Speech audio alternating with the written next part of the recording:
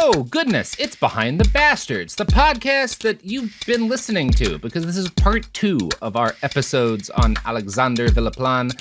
And if you're listening to part 2, you've listened to the show before. This isn't your first time.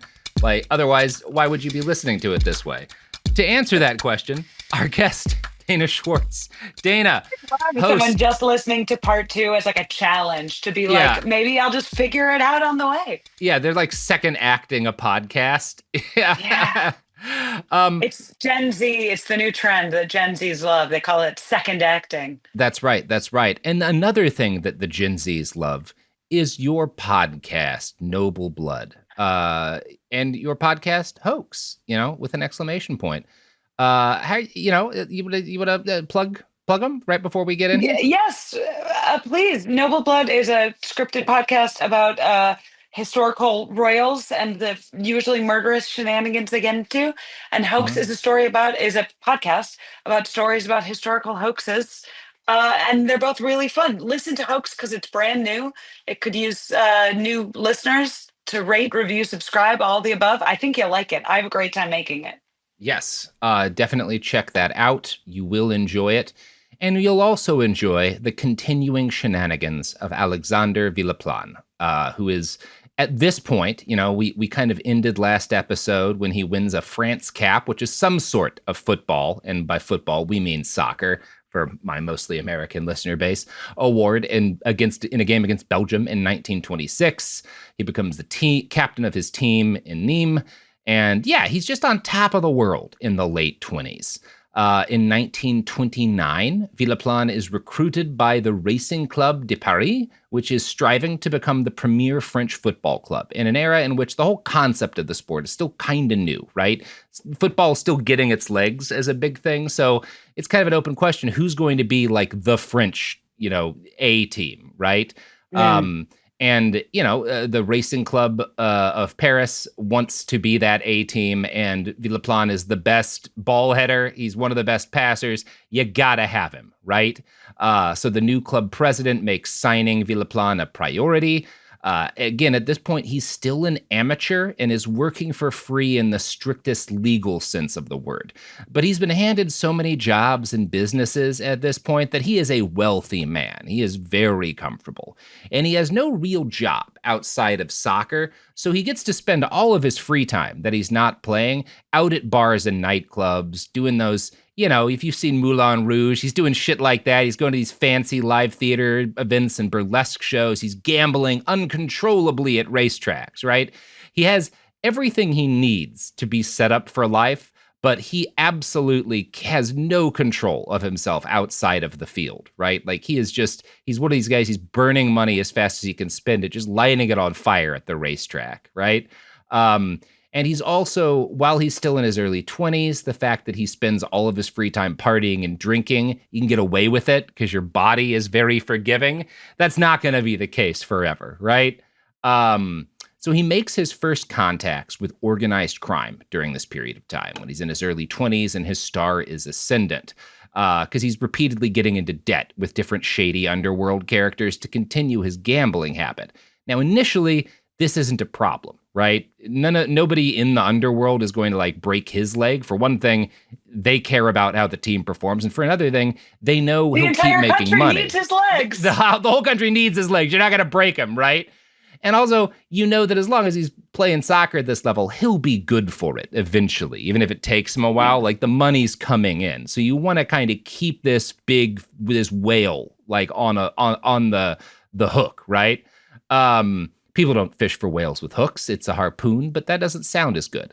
So in 1930, just 3 years after moving to Paris, I think his team wins its way to the very first World Cup, right? So he's with this Club de Paris, and they win admission to the very first Football World Cup, right? This is, again, the kind of the birthdays of the sport. And the first World Cup is going to be held in Montevideo, Uruguay, right? Now, the Algerian, as he was known sometimes in the sports press, is going to be the team captain, leading France before the entire world at this first World Cup, right? This is, the inaugural FIFA World Cup event. Actually, I'm not sure if it's FIFA even at this point, but this is what becomes the FIFA World Cup, right? So this is held in 1930, and Villaplane is the head of France's team. He's considered the best midfielder in the country at this point and one of the best passers. His team wins their first game against Mexico at the World Cup. And at this point, this is the most significant event in the history of French football because there's not a lot of French football history, right? Sure. But he leads them to a victory at the World Cup. That's a huge deal. There's photos of Villaplane at the time that show this. He is just exultant, right? He is the star at the peak of his abilities. He's gleeful. You can just see it on his face. He tells interviewers on the day, "This is the most beautiful day of my life," right? So this is his peak moment, and things are only going to get worse from here. Unfortunately for him and for a lot of other people, everything after this first World Cup game is downhill. Now, because the World Cup isn't a normal God-fearing sporting event like the Super Bowl or whatever it is we do for hockey, the Cup itself is actually a bunch of different games, right? It's not just like one thing, And so after defeating Mexico, Villaplane leads his team into two more matches, which they lose both games, I think, 1-0. Which is close in football terms, and they're forced out of the running. So, France, they win one game at the World Cup, but it's not, his chief moment is still not even like that great, right? A performance, which is kind of a bummer. So his team returns back to Paris, and they've technically been defeated, but also this is literally the first ever World Cup. So people are still really psyched that they won a game, right? The whole football playing world is there. And France did okay, is kind of the way they're feeling. And so this is like a big moment for them. Alexander returns home a national hero. Unfortunately, he's also coming back to Europe in 1931. Things aren't looking great for European politics at that point. But 1931, right? Everything's gone up. Not a good time, The stock market, they're not good really for much of anywhere in the world, but the stock markets crashed in 1929 in New York, and things moved a little slower back then, right? So the France doesn't feel the repercussions as immediately as they would today. But by the time the team is on their way back from Uruguay, the global economy is in what might be politely termed a state of cascading collapse. The end of World War I had brought this economic boom to the victorious Western powers, but that was now proved to have been a bubble, right? This period of post-war prosperity comes to an end very rapidly. In his book, The King of Nazi Paris, Christopher Authen writes, France held out until 1931, but then started to struggle. On street benches and at metro entrances, groups of exhausted and starving young men would be trying not to die, wrote Breton journalist Morvan Lebesque. I don't know how many never came round. I can only say what I saw. In the Rue Madame one day, I saw a child drop a sweet which someone trod on, and then the man behind bent down and picked it up, wiped it, and ate it. That's a succinct description of how bad shit is. Mm-hmm. Oh, that makes me sad. Yeah. And I don't think they're eating it just because they're jonesing for sugar. They're just calories, fuck yeah. This is my only opportunity. This is my only way to avoid dying. Yeah. Jesus Christ. Okay. Yeah, it's great stuff. So Alexander is at first insulated from the broader calamity by his wealth. For the next 2 years, he continues to be a star player as money kind of trickles in, right? He's going to be one of the later people to suffer, and he's still making. But part of the problem is that his salary is not from football, right? If his salary had just been from literally a traditional working salary, he might have done better. But his salary is these fake businesses that he's been given, these turnkey businesses and fake jobs, and the nightclub that he owns does a lot worse once the economy collapses, right? So this hits him more than it might hit a professional footballer today. And problems are compounded. In 1932, things get even more complex because French football turns professional, right? So France, players are now being paid directly for their work, which initially helps Villaplane, right? The fact that they're actually allowed to take the money. He quits his position at RC Paris to sign on to a new team, which is fighting to make a place for itself in the sports world, Olympique d'Antibes.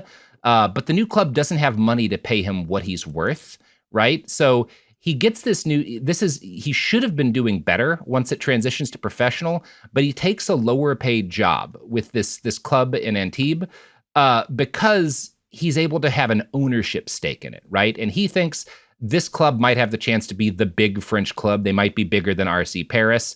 And if I get it on the ground floor and I own part of the club, it'll be worth a lot more money in the long run, right? So that's his attempt, or that's at least on paper what he's trying to do. But what's also going on here is that he is in the middle of a massive sports betting scheme, right? Like part of why he wants ownership of this is that he and his friends are going to like basically start rigging matches and throwing games and whatnot in order to make a lot of money on sports gambling, right? So he seems to be we don't entirely know, but it's most of the historians I've read suggest that he was the mastermind of this. Like he is the guy strong-arming everyone. He is the guy with the connections to the underworld. And so he gets... To be clear, this is allowed, right? This is just like legal. Everyone's cool with it. No. This is totally illegal. Yes. Oh, great. Massively illegal. So he convinces several of his comrades from RC Paris to join as well. And the thought of this is that, like, yeah, this is a struggling small team. If we bring some ringers in, we can put money on games and make a fortune, right? And for a while, this seems to be working. And the club's first season goes surprisingly well. But Villaplane isn't just sort of like fixing matches. He's also using his money and the money of others to bribe opposing teams to throw matches, right? So it's not just we've got these ringers and they don't know how good we are. It's like we are paying people or ordering our own people to throw games in order to, that's the really illegal part. So they get caught during this first season. They don't even make it a full season. They get caught fixing games, and it causes a huge scandal. Per a write-up in The Guardian, quote, "At that time, the championship was divided into southern and northern sections, with the winners of each playing off for the title of champions. Antibes won the southern section and then beat SC5's Lille as in the decider, only for it to emerge that the match had been fixed. Antibes were stripped of their title and the team's manager banned, although it was widely believed he was a scapegoat. Villaplane and two teammates with whom he had previously played were suspected of being the real plotters. All three players were soon let go." Right? So the team manager gets banned forever. He gets shit canned with two of his colleagues, but they're not banned from the sport. I think because he's, that the kind of shine off of leading the team in the World Cup is still on him a little bit.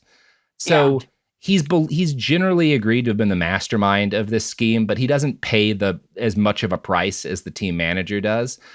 He's still a top player after this. And so after Antibes collapses, like this club collapses, he gets pulled in by Nice's team, right? And however, by this point in the early 1930s, Villaplane is no longer in his prime. He's getting older. He's basically his calories are nothing but hard liquor, right? With like brothels for dessert, like he's not eating food. He's eating liquor and brothel, and he's engaging in, brothels. Like that's his entire diet. And he's also gambling uncontrollably and burning all of his money that he's not really sleeping. It has an impact on his ability on the court, So his next few years as a footballer are notably less impressive than the previous ones had been. He misses regular training sessions because he's hungover, right? He'll just be absent when he's supposed to be practicing with the team because or in a lot of cases, he's still drunk from the night before. Sometimes he's even still drinking. A lot of times it's a combination of all three. When he makes it to practice, he's often still kind of wasted and just not able to function. And he makes it, when he is well enough to actually play in games and he's not, spacing out of that, he's noted by sports writers for seeming to be out of shape and barely able to focus on the game itself. And after a few seasons, Nice lets him go, right? They're like, you're not really worth paying. And now we actually have to pay you, right? And this marks the first time when he gets shit canned by Nice. This is the first time that he leaves a team without choosing to do so to get better pay somewhere else, right? So that's kind of noteworthy. This is functionally the end of his career in football. Although he continues, he goes to another team, a second division team in Bordeaux, who are kind of willing to take this guy because they're not as good a team. So, he's still an upgrade for them. But they only really, the Bordeaux only condescends to hire him because they're being managed by his former mentor, that Scotsman Gibson.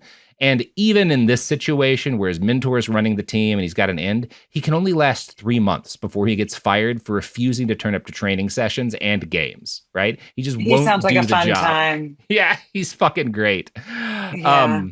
Like you had it all, man. Like you could have easily kept going for at least a few more years, but yeah, he's just not able to sober up to like make the game.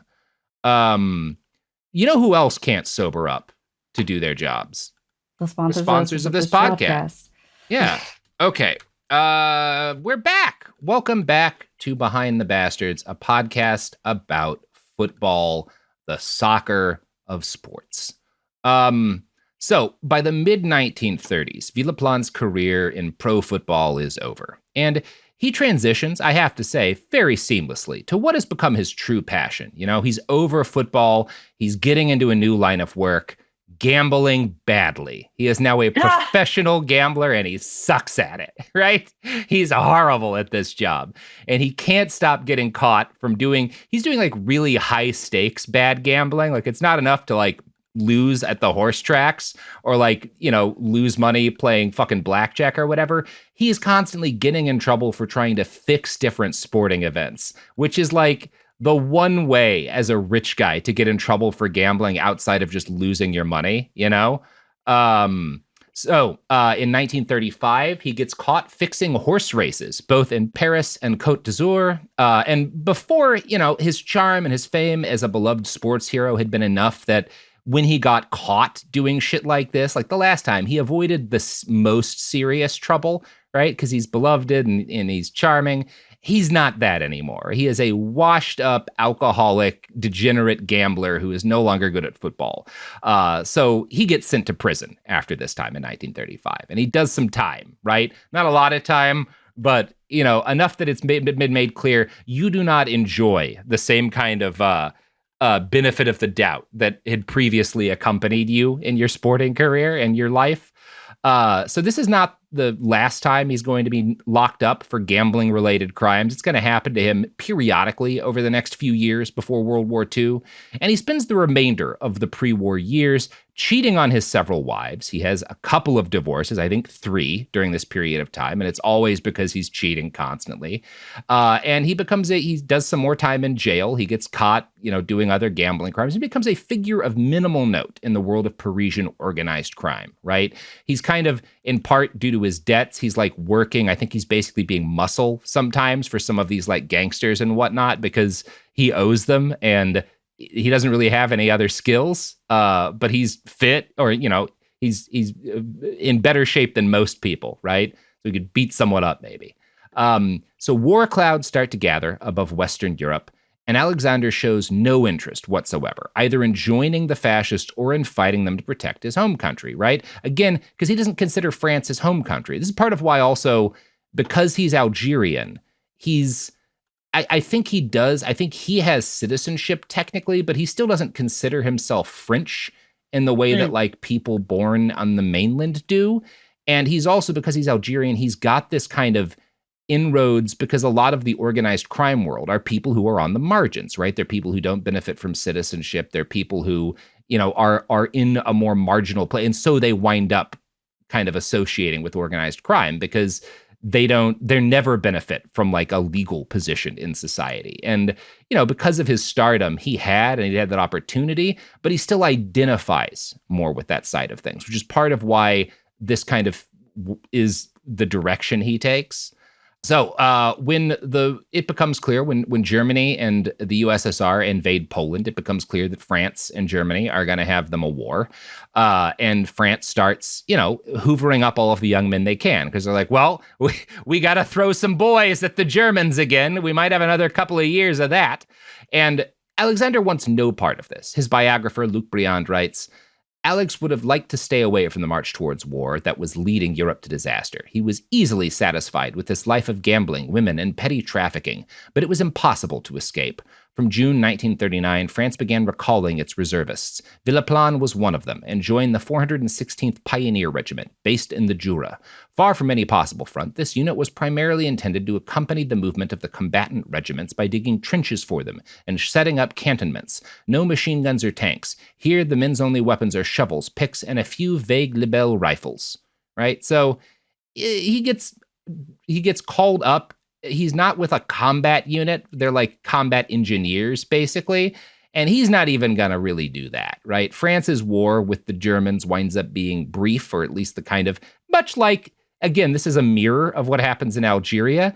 The war on the ground is very brief. Obviously, France puts up more of a military fight than Algeria does. Like the casualties that Germany suffers, pretty significant casualties, which we often kind of gloss over. Like, this is not a total cakewalk for them, but it is over very quickly, right? And it's going to be a situation like in Algeria where the actual sort of open conflict is over shortly, and then we transition to this insurgent warfare, which lasts a lot longer, right? And I do think it's really interesting how these things mirror each other and how, the side that Villaplane is going to find himself on in this case. So Paris falls to the Nazis in June of 1940, and Villaplane happily ends his service in a defeated military.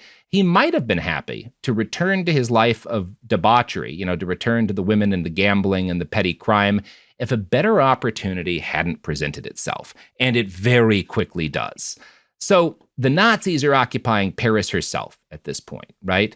And so you've got all these foreign officers, these Germans and Austrians, who, they're all technically Germans for our purposes, but they're new to France, and they don't know the lay of the land. But number one, they're corrupt as hell. Like, the Nazi regime is a gangster regime, especially all of these SS guys who are in country are just gangsters by mindset, in a lot of cases by background. And also, they're just like military officers who are occupying any country at any point in history. They want luxuries that they're not supposed to have, that they're not being provided by their government, and that are hard to come by in wartime, right? Respectable French citizens, number one, often don't have access to this stuff either because they're respectable French citizens. So when the nice stuff is harder to come by because there's a war on, they don't have it. So the people who have access to the luxuries and who are willing to sell them to the occupiers are the criminals, right? And it's these members of the underworld who, in their attitude, again, a lot of these people are not French citizens. They're living in France, but they're, in a lot of cases, Algerians are members of like other, immigrant populations. They've never had a legal status, or their legal status has been questionable, and they're also working in a criminal enterprise. So their attitude is like, look, does it matter if we're breaking the law under the French Republic or the German Reich? Like, whatever, we're criminals either way. Who gives a shit, So they have this and they're, to an extent, you have to understand, like, to an extent, especially if you're an Algerian, why would you immediately assume the Nazis are any worse than the French Republic, given what they've done to your people, right? It just doesn't make a lot of sense that you'd be particularly pissed at the Nazis in 1940, right? So a lot of these black market guys, these smugglers and whatnot, are only too happy to serve whoever's got cash on hand. And I want to quote from an article in The Blizzard. Quote, "As soon as the armistice was signed on June 1940, Villaplane tried his hand at racketeering and blackmail, his preferred targets being black marketeers and Jews. He was immediately arrested for handling hot goods. However, and it was in jail that he was approached by Henry Lafont, one of the most reviled figures of the collaboration. To many, a psychopath, a sadist, but first and foremost an opportunist who convinced the occupier that he was someone they could do business with by leading them to the destruction of a whole Belgian resistance network." And so, Villaplane is immediately like, okay, the Nazis are in charge. Oh, I can really fuck over like Jewish French people, right? Like, nobody's going to come after me, right? And nobody's going to be paying attention to my petty crimes, but he's really bad at petty crimes. And so he's still mad. He gets in trouble in Nazi Paris for like scamming Jewish people. Like, that's hard. You have to be bad as a scammer. Oh God. Mm-hmm. So he gets fucking locked up. Jesus and there's Christ. this mafia figure, Henry Lafont, right, who had been an organized crime figure who, once the Germans take over, he basically uses his connections to help them destroy this resistance network in Belgium. And the SS is like, hey, you're useful. Could you put together a team of like locals who we can rely on to do stuff like what you just did to this Belgian network, right? Like we're having some trouble with the French resistance. Can you get us some local criminals who know the lay of the land and can help us dismantle these developing resistance networks? And Lafont is like, of course I can, baby. Like, I'm a piece of shit. I'm so down for this job, right? Henri Lafont is described by The Guardian as an illiterate orphan turned rampant ne'er-do-well, which is just a charming way. Ne'er-do-well. Does he do well? No, ne'er. And it's a funny to describe a guy who winds up working for the SS to dismantle resistance networks as a ne'er-do-well. We're a little beyond ne'er-doing well, right? He is as shady a character as they come, and Lafont rubs a lot of people. He has a mixed relationship with these different Germans, right? Because a lot of the German military guys who are responsible for the occupation of Paris are they're like Prussians, right? They're these old Prussian military, in a lot of cases, members of the nobility. They have these very old-fashioned attitudes about the right way and the wrong way to do things and about honor, and they don't like all of the criminals that they're associating with to try to win this developing insurgent war. But then you've got the SS, who are basically gangster, like the Nazis are a gangster regime, and the SS are basically gangsters themselves. And the SS is really down to work with these guys, right? Because they're, we're all the same kind of asshole, more or less. So the SS sees potential in a man like Lafont, a man with no loyalties towards anything but himself and the promise of a payday and a deep well of knowledge about how things are done, in the underground. And the SS gives Lafont a choice. Work for us and help us round up Jews and crack down on the growing resistance, and you get a place in the new order. And Lafont is like, fucking hell yeah. I want to quote from Doyle's book, the more Lafont's influence grew, the more he recruited. He toured the Parisian prisons, arranging the release of old associates and anyone who could help consolidate his powerful place in the perverted new social order.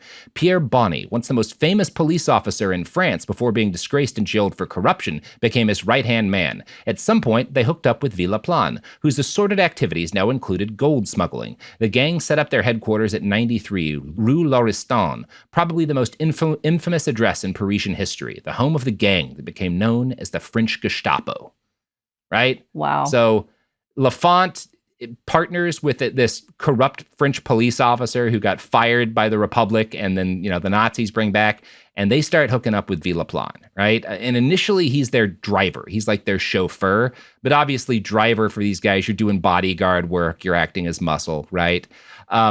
And their goal is to make money. These guys are with the SS. They are going to be wearing SS uniforms. They're not ideologically in love with Hitler. I doubt they've read Mein Kampf. They're anti-Semitic, but like the normal kind of French anti-Semitic, where they're like, oh, we can fuck with these people now? I always hate it. Let's rob them, I never liked them. We can take their stuff now. Yeah. See what side their bread is buttered on. Right. It's like a more like cynical Nazism. Yes. Their pre-existing biases are compatible with Nazism because they are racist against Jewish people, but that's not like the primary motivation, right? The primary motivation is there's money in this shit, right? And so, they start tracking down, Jewish refugees and people who have like gone into the underground to try to avoid the SS dragnet that's growing in this period. So they're tracking down Jews for the SS. They're tracking down resistance fighters and helping to bust resistance cells. They're helping in general for the SS to police the enemies of the Reich. And from their headquarters in 93 Rue Lauriston, they are torturing hundreds of people, right? They're murdering people. There's a lot of like executions and whatnot, but there's also just a lot of, pulling out of fingernail, torture, right? Like it's gnarly shit. So better known as the Karlink, the French Gestapo saw the new order as an opportunity for personal wealth and power. Villaplane had known Laurent because for years they'd both kind of been involved in similar aspects of the underworld together. And as I said, he's brought in as a chauffeur for higher-ranking criminals who made a place for themselves in the Karlink at first. But he exhibits the same kind of work ethic and skill at social manipulation that had previously served him so well in football, right? This is the kind of thing he'd gotten sort of burnt out on football, but now that he's got a chance to be in the SS, it's like his career, he gets a second lease on life, right? Like, this is what I wanted to be doing the whole time. Perfect for me. So in short order, Dean Cain joining ICE. Right. He's Dean Cain joining ICE, where he's like, my Superman years are behind me, but my Aryan Superman years may not be behind me, even though I'm Algerian. My Ubermensch years. My Ubermensch years are still ahead of me, right? And again, this is a kind of thing. Yeah, there's a lot of misapprehensions people have about, or misconceptions people have about the way Nazism's white supremacy and like racial supremacy worked, where we say like, well, they're Nazis, they're obviously white supremacists. That doesn't mean that they were white supremacists in a way that translates totally directly to the way a lot of white supremacists are racist today, right? Nazi racism is a little different from a lot, like OG Nazi racism is a lot different from even like the way the KKK was racist. Because this is not straight up white supremacy in the area, like being white is not what matters most, right? For one thing, their whole attitude is that being Aryan and kind of bringing back through breeding, we've got the kind of the Norwegians, the Nordic peoples, and the Germans are closest to this Aryan race, right? And so we want to, through eugenics and whatnot, and through careful like breeding of our population, recreate this Aryan race, but we're working towards it. So that's a difference from just, well, we're white and we're superior to everybody, right? There's a difference there. And there's other differences in that there's this belief in kind of a global hierarchy of races that is more fluid than you get with kind of a lot of modern white supremacists. For one thing, the Germans are working with the Japanese, right? And Hitler's goal is not, I want Germany to rule the entire world. It's Germany is going to be in control of Europe, stretching basically almost into China, right? All across the Russian steppes. And there will be spheres of influence, right? And Japan will control this other sphere of influence, right? And it's not that they don't consider themselves superior to the Japanese, but it's not quite as simplistic as a lot of racism is today.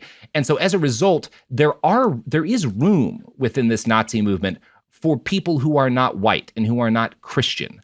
And one of the examples of this is as the SS, as Lafont, starts working for the SS, in collaboration with the SS, he creates a unit called the BNA, which roughly translates to the North African Brigade. And this is made up of, I think, 50 to 100 Algerian French residents that the SS decides they can trust to crack down on the French resistance. And a lot of these guys, obviously, Villaplane is a European Algerian, or European descended Algerian, but a lot of these BNA guys are Arab and they're Muslim, right?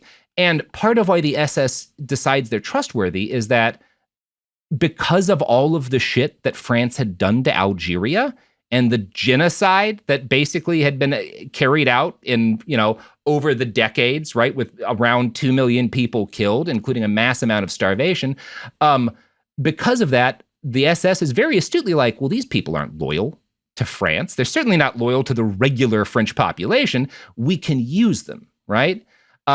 And so Hitler had started in the early 40s, right when Germany takes over France, funding an Arabic language French newspaper, which was geared towards recruiting and radicalizing Muslims who had immigrated to France from colonized nations. And the paper described Hitler as almost a Mahdi-like figure. The Mahdi is this, it's both this figure in kind of Islamic theology, but also there had been a guy in North Africa called the Mahdi, who had led this rebellion against the British, right?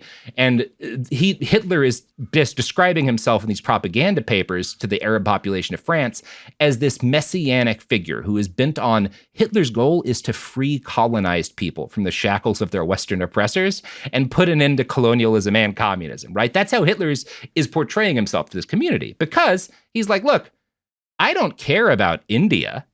Free India? Sure, free India, right? Like, because that'll hurt the British, right? That's what I care about the war with.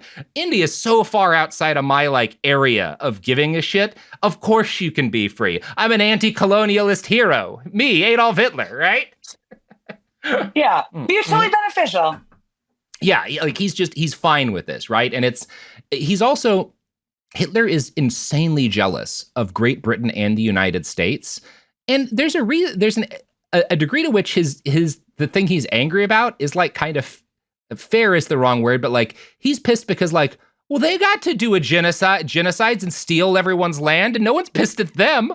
Why can't Germany? Why don't I get to do this, right? Like, and that is like a major thing for Hitler. So the fact that it's often gets left out of our discussions of Nazism, but part of Hitler's propaganda is to portray himself as, this kind of anti-colonial figure to certain groups of people. And in fact, the BNA, this North African SS group that's going to be trying to cut down the resistance in France, is not the only instance in which non-white soldiers were admitted to the SS, which this is a little bit of a side story, but it's one of my favorite weird side stories from the Second World War. There was a unit in the SS called the Indish or Indian Legion that was made up entirely of Muslim and Hindu Indian soldiers in the SS. Hey everyone, Robert here. Just wanted to clarify the Indish Legion was initially started as part of the Wehrmacht, and then it was absorbed by the Waffen-SS later in the war, so it was ultimately part of the SS, but it started as a project with the Wehrmacht. That explains the discrepancy in the quote I read. Anyway, just wanted to make a note of that. Per a study by Baijalanti Roy, published by Oxford Academic, quote, set up jointly by Subhas Chandra Bose, who is an Indian independence leader, and the Wehrmacht in 1941, the Legion composed about 3,500 volunteers from the Indian POWs who belonged to the British Imperial Army that had fought the Germans in Africa. In order to integrate the newly formed Legion, the Indian soldiers needed to be provided proper training by the German military personnel. An important element of this training was ideological indoctrination into the Nazi worldview. Several India experts, who were not all academic specialists on India, were called on to mediate between the German army and the Indian soldiers, not only as interpreters, but also as propagandists of Nazi ideology, right? And so to propagandize this very peculiar unit in the Nazi military, Urdu and Hindu-speaking authors are brought in to write a magazine edited by Germans called Beiband. And the overall project is a failure, right? These guys do briefly see combat in France, actually, after the Normandy landings, but they like basically roll over immediately. They see which way the war is going. They're like, we're not going to die for the fucking the Third Reich. Are you kidding me? Yeah. So this doesn't have much of an impact on the war, and this has very little. The hope had been that if Indians over in India see, liberated, Muslim and Hindu soldiers fighting together against the British, that it'll spark a rebellion in India, basically. That doesn't work at all, right? Jesus Christ. This is not one of the more successful Nazi plans. But speaking of successful Nazi, nope, here's Jesus Christ. Yeah, probably shouldn't do that. Listen to some ads. Forget what I just said. We're back. You've all forgotten that I just compared our sponsors to the Third Reich. Nobody needs to think about that anymore. We're done. We're good. We're back to Alexandre Villaplane. So Villaplane, as the BNA is created, this North African unit that's going to be helping to destroy the resistance, and Villaplane is made Obersturmführer, or lieutenant, of a unit of around 100 men. And it's possible, if not likely, that his status as a white Frenchman, essentially close enough, helped him secure this place, but it's likelier that he'd simply done a good job of making himself useful already. The Guardian writes of the BNA's crimes.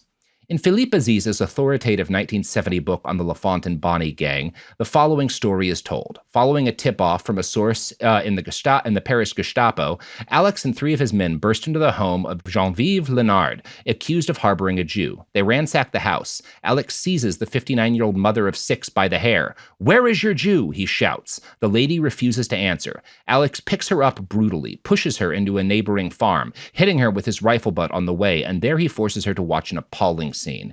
Men from the BNA torture 2 peasants in front of her. After being beaten and set ablaze, the 2 peasants were machine-gunned from close range. Alex laughs. During his time, some other men from the BNA had located the Jew, Antoine Bachmann. They bring him to the farm. Alex hits him and then arrests him. He then orders Geneviève Lenard to give him 200,000 francs. So, we've broken bad. That's pretty hideous. Yeah. Yeah. That's real. Just evil, yeah. that character from Inglourious Bastards. He's the real version, right? Where there's no charm, there's no point at which he's like, oh, he's evil, but he's like, he's this like evil genius who's like cruel, but there's this degree of like you just want to keep watching him, right? No, this is the real version of that guy, right? Where he is just beating a 59-year-old woman with a fucking pistol bud. He's having people lit on fire and then execute just random peasants machine gunned after being lit on fire. Like, this is the real version of that character, So over the last year or so of the war, which France, or at least the last year that France spends under German dominance during the war, Villaplane and his men are responsible for dozens of executions and turning over countless Jews to the Gestapo. And he makes a fortune during this period of time. By some accounts, he becomes as wealthy or wealthier than he'd ever been during the height of his football career because he's taking shitloads of bribes, right? And a lot of times he's taking bribes and he's turning these people, these Jews, these resistance figures in any way. We'll talk about the other things that he's getting bribed for in a sec, but he and the BNA become notorious, and they earn a nickname among the resistance. And this nickname is, of course, based in the racism that was quite common even among the Frenchmen fighting the Nazis. They called them the SS Mohammed, right? Again, there's no non-racist side in this conflict. Yeah, no, this is just flat bad. Yeah, this is just all pretty ugly, right? Obviously, the resistance is the right side, but that doesn't mean these guys, that number one, a lot of people who fought in the resistance had been unapologetic colonialist bigots prior to the German occupation and continued being after. And just also, war doesn't make anyone a better person, right? So they had other nicknames. The non-racist members of the resistance would call them the Phalange, which is a term that gets used around a lot of different fascist groups. So like that's just kind of calling them what you would call like the Spanish, the Phalanges is like a term. It's a term that a lot of different European fascist groups used. So that one's fine. Some locals also called them les Becots, which is a colonial slur for non-white denizens of French possessions.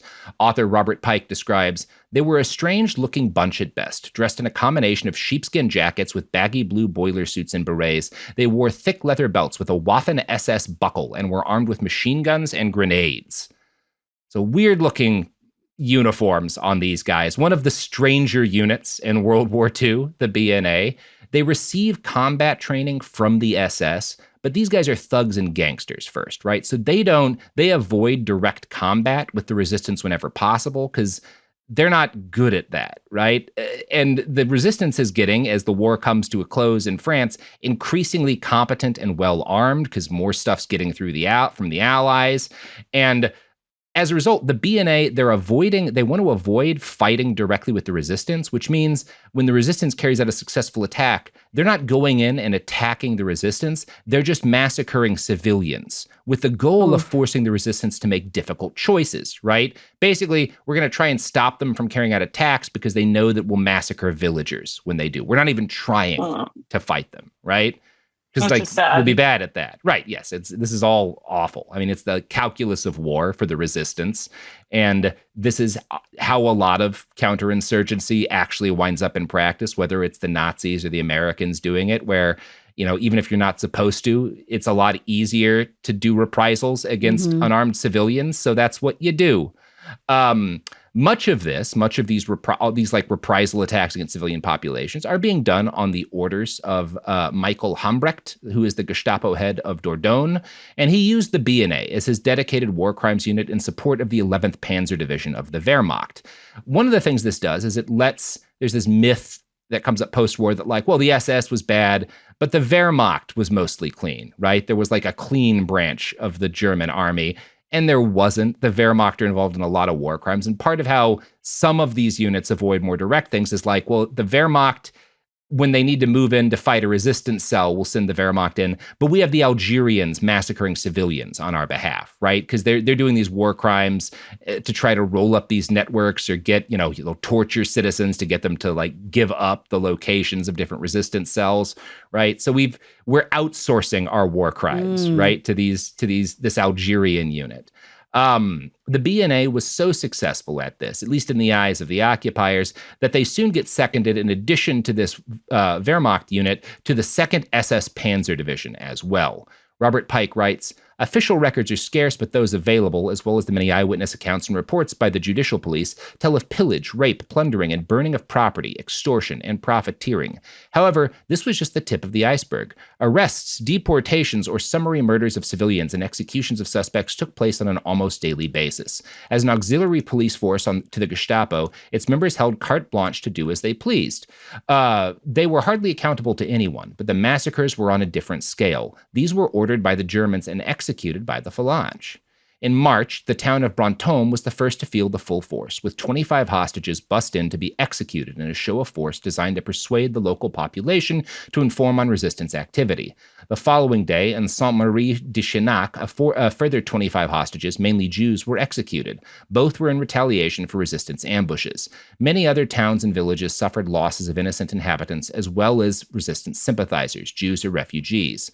The events of 11th of June 1944, by which time it is likely that Alexandre Villaplane was replaced by the even more brutal Raymond Manang, are perhaps most striking of all. On that day, in the town of Moussadan, 20 kilometers west of Paris, had its name etched into the history of Nazi barbarity. An armored train heading from Paris to Montpon was attacked by the resistance. 13 Germans were killed in the firefight, and a further 10 were taken prisoner.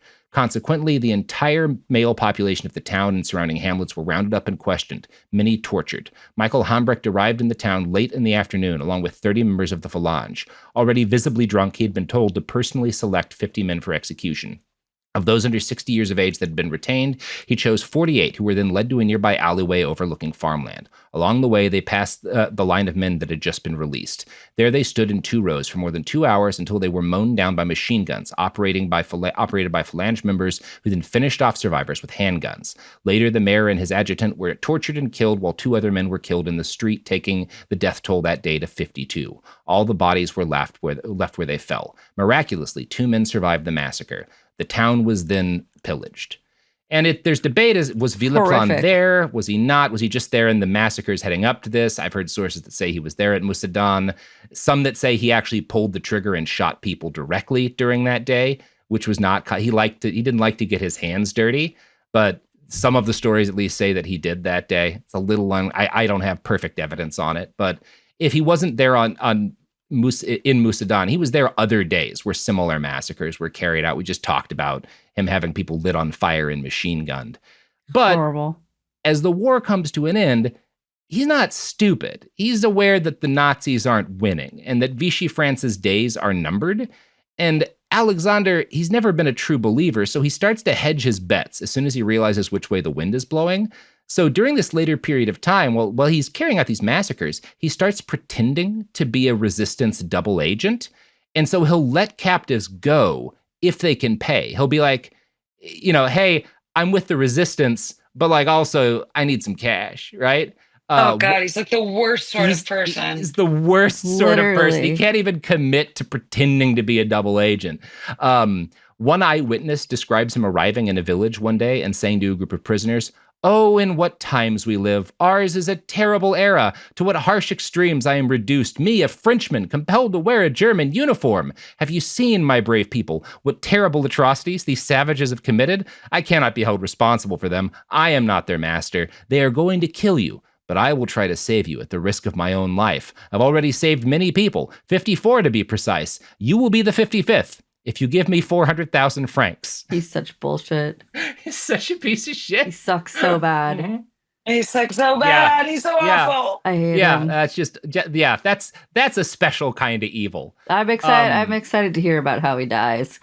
Yeah, I know. I was like, I didn't know this guy existed, and now I hate him so much. He sucks so bad. Much. Yeah, that's what we do here. So by the end of summer of 1944, the jig was well and truly up. Good. Paris was liberated, with French colonial troops, including a lot of Africans, being some of the first soldiers to enter the city.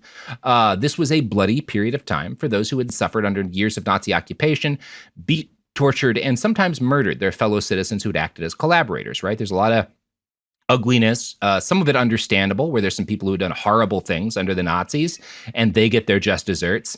And there's also uglier things where, women who had, been dating, quote unquote, members of the German military.